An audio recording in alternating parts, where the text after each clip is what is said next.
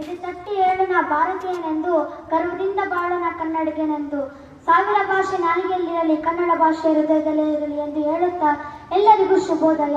ಇಂದು 1ನೇ November. ನಾವು ಇಂದು 70ನೇ ಕನ್ನಡ ರಾಜ್ಯೋತ್ಸವವನ್ನು ಆಚರಿಸುತ್ತಿದ್ದೇವೆ. ಈ ಸಂದರ್ಭದಲ್ಲಿ ಕನ್ನಡ ರಾಜ್ಯೋತ್ಸವ ಕುರಿತು ಮಾತನಾಡಲು ಬಯಸುತ್ತೇನೆ. ನಮ್ಮ ಕನ್ನಡ ನಾಡು ಶ್ರೀಗಂಧದ ನಾಡು, ಕರುನಾಡು, ಕನ್ನಡಾಂಬೆ ನಾಡು ಎಂದು ಕರೆಯುತ್ತೇವೆ. ಇಂತಹ ನಾಡಿನಲ್ಲಿ ಹುಟ್ಟಿರುವುದು ನಮ್ಮ ಅದೃಷ್ಟ. 1956ರಲ್ಲಿ ದಕ್ಷಿಣ ಭಾರತದ ಎಲ್ಲ ಕನ್ನಡ ಭಾಷೆ ಮಾತನಾಡುವ ಪ್ರದೇಶಗಳಲ್ಲಿ ವಿಲೀನಗೊಳಿಸಿ ಮೈಸೂರು ರಾಜ್ಯವನ್ನು ರಚಿಸಲಾಯಿತು. ಮೈಸೂರು ರಾಜ್ಯವನ್ನು ಕರ್ನಾಟಕ ಎಂದು ಮರುನಾಮಕರಣ ಮಾಡಬೇಕೆಂದು 1972ರಲ್ಲಿ ಜುಲೈನಲ್ಲಿ ಚರ್ಚೆ ಭುಗಿಲೆತ್ತಿತ್ತು.